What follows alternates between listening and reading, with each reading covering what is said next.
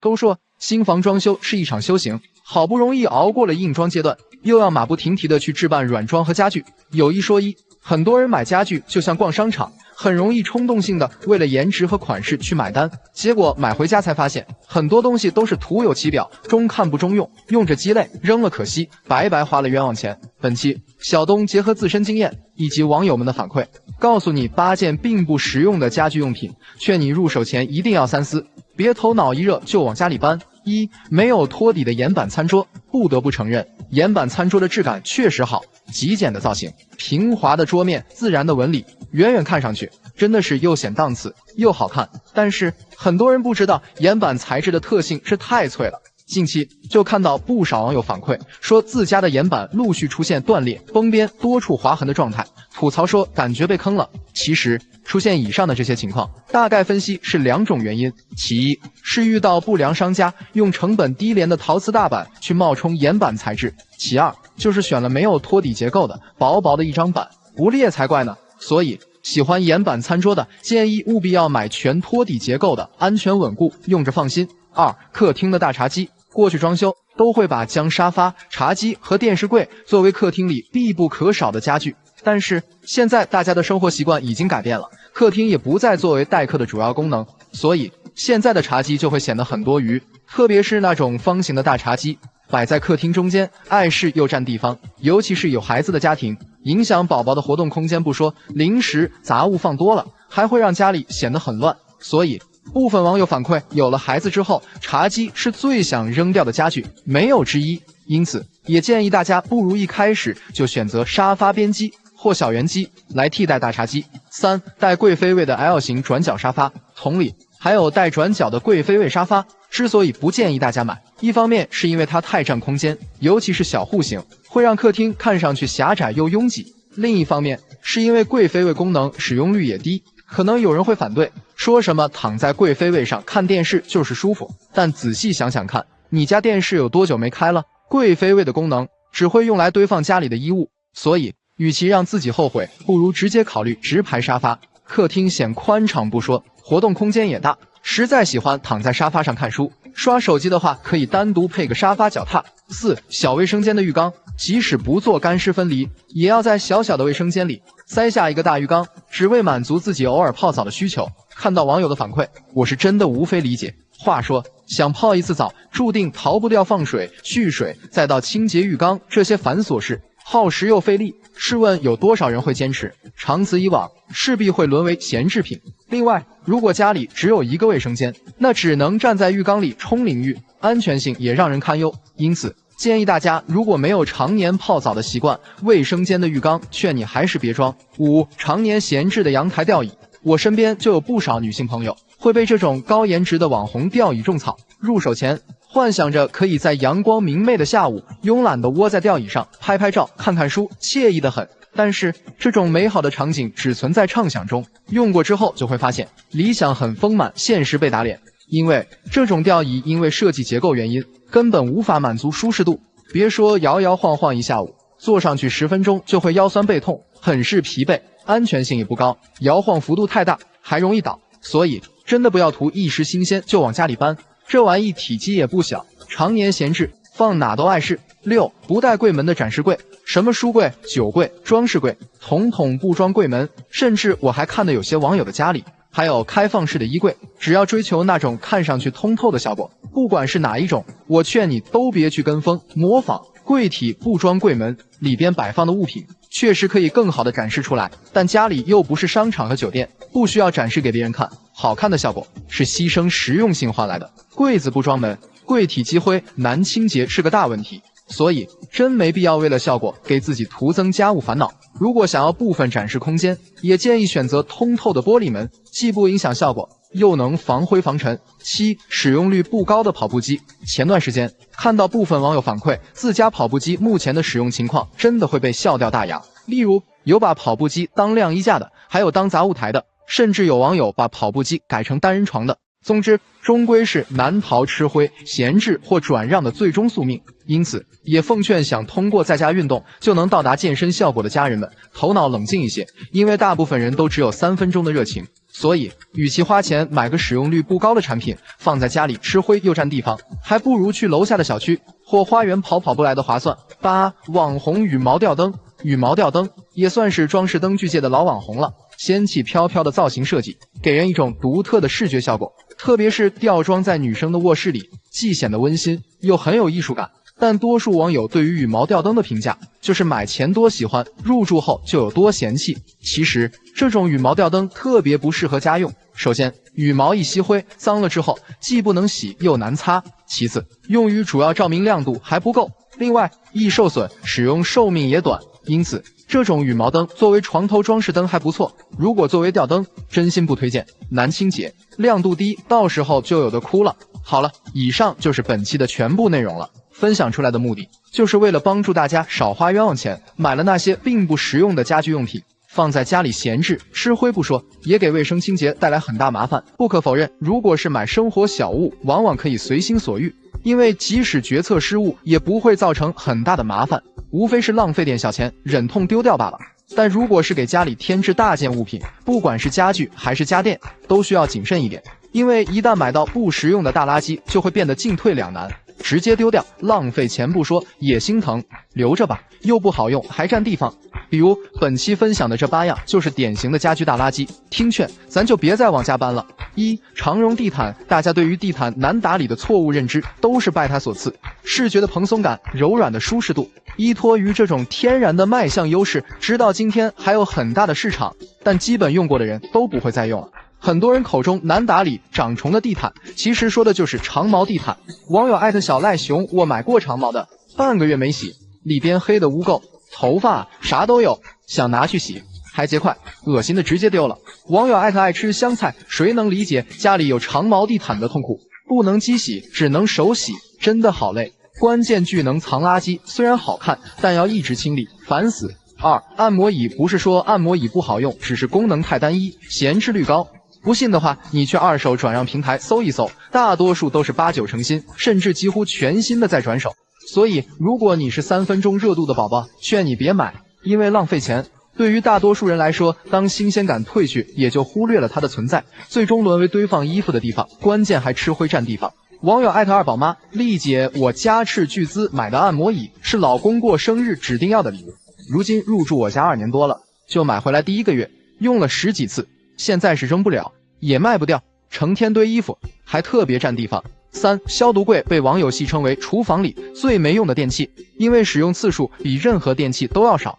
毕竟家是私人场所，又不是酒店、饭庄，平时吃饭的碗筷基本上都是天天洗，真的没什么消毒的必要。最终花2、3千买的大件电器，也只能沦为碗篮、碗柜用，鸡肋得很。网友艾特山西酱醋茶，我家消毒柜装了3年，用了不到3次，一点不夸张。就算是疫情期间都没用，反而是用开水消毒来的实在。网友艾特鸭梨，2000多的消毒柜彻底沦为了碗篮。没装洗碗机后不后悔不知道，装了消毒柜超级后悔。这玩意还不如碗篮实用，放刚洗好的碗，水会直接漏在地上，还得拖地。4. 洗烘一体机。号称集洗衣和烘干功能于一体的洗衣机，看似高级，节省空间，真正用起来那叫一个扎心。想必大多数人用过一次就知道它的弊端，干衣功能太鸡肋。比如8公斤的洗烘一体机只能烘干3公斤的衣服，想象中洗完衣服直接烘干的场景根本不存在。还有不少用户吐槽，烘干后的衣服表面都是皱巴巴的，对衣服面料伤害极大。网友艾特恩小童鞋，听劝不要买洗烘一体机，会变得不行。烘干要很久，薄的内衣裤打理1个半小时，晒微多一点的衣服外套要烘3、4个小时，甚至5小时。总结一下，加了烘干功能就算没有，日常保养也变得麻烦，还增加了故障率。鸡肋不说，价格还贵，不如老老实实买个洗衣功能的。5. 吊椅。不要买吊椅，不要买吊椅，不要买吊椅。重要的事情说3遍。这个鸡肋家具常年霸榜，鸡肋榜第1，还常年有人买，真的不理解。或许是它能给人提供一种少有的情绪价值，看到它就有一种很放松、很慵懒的感觉。说到实际体验，不仅不舒服，躺久了还腰疼。此外，还是吃灰占地方的一把好手。真想享受，就去买单人休闲椅，比这玩意实用太多。网友艾特初一大肥，这玩意简直无法吐槽。没买之前心心念念，入手后就后悔。坐着受力不均，极不舒服，关键在上面晃几分钟就晕得想吐，简直鸡肋。网友艾特是小陈陈呀，阳台吊椅3年了，又大又占地方，终于下定决心白菜价转手了。搬走的瞬间，心情都变得不一样了。6. 跑步机。如果要问家庭中最鸡肋的家居用品是什么，一定会有人说是跑步机。没错，众所周知，家庭跑步机的重要功能之一就是挂衣服，当然放鞋子、堆收纳箱也不在话下，所以也被众多网友亲切地称呼为昂贵的衣服架。对了，这些年跑步机的用法也一直在迭代换新，甚至有人开始用它挂腊肠了。网友艾特福宝小皮蛋，我跟你说，跑步机要想不闲置，一定要往大了买。这东西够大就可以晾被单了，非常好用，我有经验，听我的。网友艾特夏果裹了一个洞，说实话一直纠结想买一台跑步机，偶然看到亲戚家的，直接劝退了。7. 厨房凉霸。别看它名字很霸气，但和空调没半毛钱关系，实际上就是吹风原理，和风扇一样。所以说，如果是夏天暴晒的情况下开启，吹出来的风也是热风，一点降温的作用不起。还有，如果受不了直吹头顶风的，也别买。老妈家之前装了一个，说对着脑壳吹的头疼。另外，如果家里用燃气，风吹下来还会影响火苗，不是变小就是偏的。网友艾特熊熊的家，这玩意儿产出的那点风量还抵不上它的噪音，关键是吹出来的风和凉完全不沾边。过来人经验，要想厨房降温，就装空调一步到位。网友艾特橙子和汤圆，凉霸妥妥的智商税。入住2年，经历2个夏天，总共用过3次。大夏天在厨房做饭，开个凉霸等同于吹电热风，并且密密麻麻的小孔，还是个藏油渍的高手。含泪总结，除了吸油，别无任何用处。8. 各种小厨电，我敢打赌，大多数家庭的厨房里都会翻出来一堆闲置的小家电，什么早餐机、豆浆机、榨汁机、蒸蛋机、三明治机、酸奶机、煮蛋器等等。商家靠着功能细分的策略，有各种各样的名头让你买单。虽说大部分人都有一颗想成为厨神的心，但实际上每天忙得鸡飞狗跳的，哪有闲暇心情和时间做早饭？所以这些五花八门的厨房小家电，日常能用到的次数真的是屈指可数。网友艾特甜蜜梅子酱都说差生文具多，一个星期做不了1次饭，但小家电可一样不少。空气炸锅扔了，榨汁机扔了，面包机扔了，电磁炉送人了，现在就剩下微波炉和烤箱了。结语：奉劝大家，买任何东西的前提是生活中需要，并且能用得到，而且是经常用，利用率高，这样才会物有所值。千万别冲动消费，花钱买闲置品，放在家里不仅落灰，还占地方。有一说一，家里的老一辈与当代的年轻人相比，不论是生活习惯还是生活理念，都存在天差地别的变化，特别是在家居装修方面尤为突出。就比如本期分享的这7个家居产物就是如此。在老一辈看来，曾经个个都是家居标配，但现在已经逐渐被许多年轻人抛弃，而且对于年轻人来说，也并没有带来生活上的不便，相反的，住起来更加舒心，幸福感也随之提高。下面我们就来一起看看年轻人装修都抛弃了什么。1. 客厅茶几。客厅大茶几在老一辈心中的地位很难撼动，这一点也能理解，因为父母那一代人热情好客是刻在骨子里的，而且邻里关系也好，如果家里来了亲戚朋友，必须要招待一下，所以没有茶几怎么能行？但反观现在的年轻人，交际圈都比较窄，尤其是入住新房，街坊邻居几乎不认识，茶几对他们来说形同鸡肋。尤其是那种储物式的大茶几，不仅笨重碍事，还显得空间小，所以茶几被年轻人所抛弃，也在清理之中。取而代之的是铺上大地毯，平时休闲娱乐的空间也直接翻倍。而且撤掉经常堆满杂物的茶几，无形中也减轻了家务负担，简直不要太香。2. 阳台晾衣架。在老一辈的眼里，家里阳台的主要功能就是用来晾晒衣服和收纳杂物，所以阳台不装晾衣架根本不行，平时洗的衣服去哪里晾晒呢？但是对于年轻人来说，阳台用来晾晒衣服不仅丑，而且还浪费空间，所以很多年轻人在装修之初就选择把客厅阳台直接打通，目的是把阳台改造成休闲区域，闲暇之际用来喝茶、读书和运动。对于如何解决衣服晾晒问题，在年轻人这里也根本不是啥问题，完全可以装一台独立的烘干机，彻底解放阳台。3. 传统门锁。以前装修智能锁还没有普及，记得家里的老一辈出门最担心的就是忘带钥匙，钥匙不小心遗落在家里，就意味着进不了家门，只能等其他成员回家或者叫人上门撬锁。而现在的年轻人装修，智能门锁几乎是标配，也不再有出门忘带钥匙的烦恼。智能指纹锁的多种开锁方式也确实方便，刷脸、指纹、密码，统统可以解锁进家门。即便是长辈和亲戚临时来访，自己不在家里，也无需等待，直接告诉临时密码就能进门，体验感简直不要太好。4. 消毒柜。厨房消毒柜曾经也是厨房标配的大家电之一，对于老一辈来说也非常的实用。平时能给餐具碗筷消毒，还能充当碗柜用。但在年轻人眼中，消毒柜就很鸡肋，因为功能太单一，标配的紫外线除菌方式消毒效果也不理想，所以自然会被年轻人所抛弃。现在的年轻人装修更喜欢一步到位装一台洗碗机，洗碗机不仅能洗餐具，同时还自带消毒杀菌功能，关键是还能存储碗筷，比消毒柜实用太多，没有理由不去更新换代。5. 纯实木地板。过去装修，但凡家里有条件的，地面都会选择铺纯实木地板，因为在老一辈心中，原木地板才是真材实料，颜值高、环保、上档次，更是装修品质和品味的象征。而现在的年轻人装修，大多数都抛弃了纯实木地板。在我看来，价格贵不是主要原因，毕竟现如今有经济实力的年轻人也不在少数。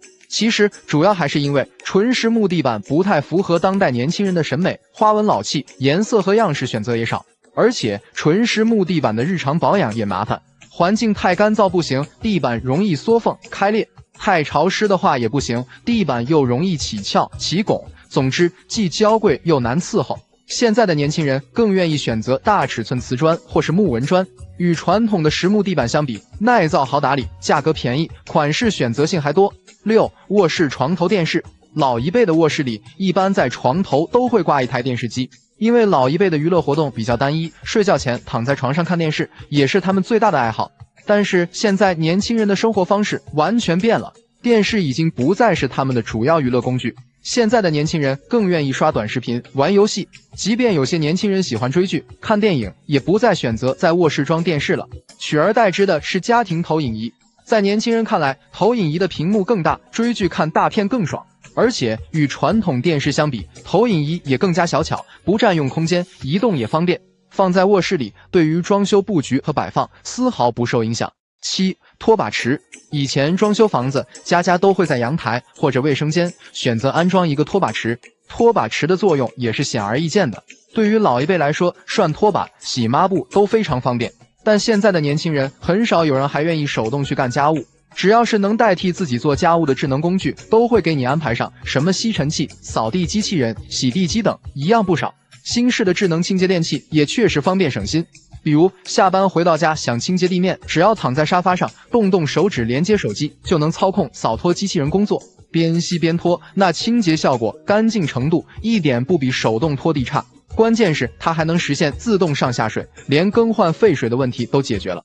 当然了，对于年轻人抛弃的家居产物，其实也并不代表毫无用处，只是他们的生活习惯以及家居装修观念已经和老一辈人截然不同，所以没有绝对的对和错，只要适合自己的生活方式就是最好的选择。装修过3套房子后，总结出8个不要做的事，都是血的教训。1. 首先，瓷砖不要选深色的，别觉得深色砖显大气高端，实际上铺到你家里会显得空间很小，压抑不说，你还总会觉得它上面有一层灰，特别的显脏。其次，家里装了筒灯和射灯，就别选亮光砖，开灯的时候棚面和地面会反射出一道道光斑，特别丑。2. 复杂的电视背景墙不要做，轻装修重装饰，现代的装修越简单越不过时。过去装修背景墙又是雕花又是做石台的，恨不得摆俩石狮子在那，就是为了彰显有钱。你现在还这么干，那不就是个笑话吗？现在不是挂个85寸的电视，就是100寸的投影，墙面几乎都被挡住了，你还花那钱干嘛？3. 复杂的天花顶不要做，你装饰它的目的是什么？是嫌你家不够小吗？还是嫌你家不够矮？如果装中央空调和新风系统，可以根据功能做边调，不要去拉平，不然做一圈石膏线不好吗？既实现了装饰效果，又不压层高，还省预算。4. 墙面不要做造型，千万别觉得这面墙是不是太空了，是不是应该做点雕花点缀一下，劝你千万别整，浪费钱不说，整完就过时。明明是你刚装完的新房子，那出来就是90年代的效果。还有什么软包、硬包一类的造型墙，都是10年前的产物了，求你就别再往家里搬了。5. 卫生间的浴室盆、台上盆不能装，岩板一体盆也不要装。台上盆藏污纳垢，不好打理，还不好用。岩板一体盆，所谓的一体根本不存在，其实就是拼接的，后期开胶、漏水、掉底都是有可能的。而且这个岩板盆全是直角缝隙，妥妥的卫生死角。6. 科技布沙发不要选 ，low 爆了，皮不是皮，布不是布，后期开裂掉皮的全是它。你用脑子想一想，合成的东西能不能赶上真皮？有些人说真皮沙发不能买，冬冷夏热的，你就当笑话听听。谁家冬天不开地暖，夏天不开空调？我没看到哪个真皮沙发掉皮的，假皮的才会。7. 水晶吊灯不要装，别觉得装个水晶吊灯家里就显得富丽堂皇了。过去装修家里装个水晶吊灯就是为了面子，臭显摆。你看他们家灯都花那么多钱，装修肯定也花不少钱。现在装不伦不类，不土不洋的，吊灯灯光不亮，打扫起来还累死人。你家是别墅也别装，有那钱还不如装个全屋无主灯，保持大平衡，你家才大气。8. 卧室别选2.2米以上的大床，别想着睡大床有安全感。现在的房子都是卧室小，客厅大，大床虽然显大气，但太占地方也影响卧室动线，而且摆放也是问题。离衣柜太近，睡觉有压迫感；离窗户太近，又容易受风着凉。另外，2.2米以上的大床，床上用品也很难买，有那钱不如投资到一张好床垫上。要知道，人的一生有一半的时间都在睡觉，而睡眠的好坏和床垫息息相关。之前看到一篇关于选购床垫的观点，是这样说的：床垫选不对，不是医药费就是智商税。我是非常认同的。在我看来，床垫不是越贵越好，当然太次的床垫也不能要。如果长期睡不合适的床垫，会导致精神萎靡、工作状态不佳、腰酸疲惫等一系列的健康问题，足可见床垫的重要性。但是纵观目前的床垫市场，不仅品牌众多，产品质量也是良莠不齐，价格跨度更是夸张，从1800元到10几万的都有。想选对一款适合自己的床垫而不花冤枉钱也并非易事。这些年因为工作的原因，期间也接触过不少床垫厂商，家里也前后换过3次床垫。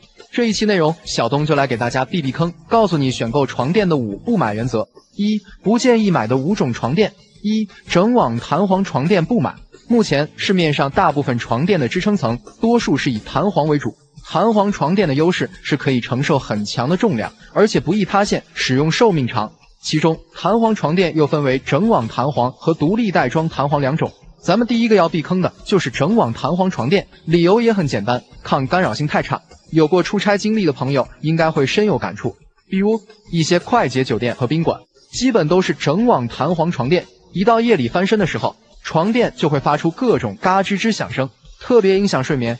因此对于弹簧床垫，建议大家首选独立带装弹簧，抗干扰能力强，静音效果好。它是一个弹簧一个小袋子，单独受力，别说翻身，即使在一侧跳来跳去也不会影响边上人睡觉。2. 纯乳胶床垫不买。之前经常有粉丝朋友留言问纯乳胶床垫好不好。首先你要明白，市面上100%的天然乳胶是不存在的，基本都是合成乳胶，含量少的乳胶会存在不环保、有异味等问题，对健康不利。那是不是含量高的乳胶床垫就可以买了呢？其实我也是不推荐的。虽说乳胶床垫透气性和回弹性不错，但它的缺点是支撑性差，没办法保护咱们的脊柱，长期睡在上面往往会感到腰酸背痛。另外，纯乳胶床垫还有个致命缺陷，就是太容易氧化，可能没用几年呢就出现掉色发黄的现象。3. 分区太多的床垫不买。分区床垫说白了就是通过改变弹簧的线径，给身体不同部位提供不同的支撑力，从而改变睡眠的质量。但是分区太多的床垫，实际效果根本经不起推敲，因为每个人的身高、体重、睡眠习惯都不一样，所以能睡到的分区自然不同。因此在我看来，什么7分区、9分区都是纯的智商税。对于普通人来说，咱就选个3分区床垫足够了。3分区床垫对身体体重没要求，它是中间部位支撑性强，两端弱一些，不论你是什么年龄段的，身体都会紧紧地贴合在床垫上。4. 椰棕床垫不买。椰棕也是床垫里比较常见的材料，又分为山棕和椰棕，它们的特点是睡感偏硬，而且价格偏低，比较适合老人和小孩子使用。但实际上太劣质的椰棕床垫因为工艺处理不到位，往往会有很大的刺激性气味，对人的身体伤害很大。当然热压型的棕垫相对环保，但很多人不了解，椰棕糖分含量高，一旦受潮后就会滋生细菌和白蚁，长期睡下来背上容易长痘痘，因此不建议大家选择椰棕床垫。5. 价格太贵的床垫不买。有些人会说，床垫是1分钱1分货，我就挑贵的买，肯定没毛病。但事实真的如此吗？其实，如果你去过床垫的生产工厂，你就会发现，床垫的结构不复杂，无非是面料层加填充层加弹簧层的组合，并不是啥高科技。市面上动辄2、3万，甚至10几万的床垫，其实和几千元床垫的生产工艺都差不多，睡感也差距不大。贵出来的大多是广告费和品牌溢价。另外，你要知道，床垫舒适性的最佳周期是5到8年，即使用料再好，一旦过了使用周期，材料也会老化，不及时更换，势必会影响睡眠质量和健康。2. 床垫品牌怎么选？就目前的床垫品牌来说，多达上百个。如果细分的话，其实不外乎2大阵营：国内和国外品牌。就性价比而言，我更推荐大家首选国产品牌床垫。不是说进口品牌不好，而是溢价太高，对于普通家庭不值得投入。像国产床垫比较知名的品牌有喜临门、雅兰、梦百合、大自然等，每一家都有自己的主打产品和技术，这里就不一一赘述了。当然，近些年也有一些新兴品牌崛起，比如 Crua 潮物、西屋、七座、菠萝斑马等，特点是材料更为环保，产品新颖，而且价格不贵，性价比非常高。都说装修是个无底洞，对于普通家庭来说，在不影响装修质量的前提下，原则上是能省则省，毕竟老百姓挣钱都不容易。但是也不能每样东西都要追求性价比，省到最后不仅影响生活质量，还会涉及到安全健康，到头来往往是自己受罪。这一期小东就和大家聊聊装修中哪几样东西一定要买好的，不买差的，告诉你如何把钱花在刀刃上，从而提高生活质量。1. 地漏。地漏的主要作用就是排水，家里的厨房、生活阳台、卫生间，只要有下水的地方都会用到它。市场上的地漏便宜的才20-30，贵的则要100-200。很多人觉得这东西只要能排水就行，没必要多花钱，结果入住后没几年就出现地漏反位、地面积水的情况，等出现问题想换的时候，才发现超级麻烦。地漏返工的话，又要砸地砖，又要抠水泥的，还要补刷防水，收你个300-400的工费，你都得感恩戴德的。所以选地漏千万不能将就，不如一步到位，买个质量好的。选购建议：地漏材质建议首选不锈钢和全铜的，相对来说全铜的更有质感，缺点是价格略贵。其次，防臭功能必须有，可避免异味扩散。地漏芯建议选择重力开合型，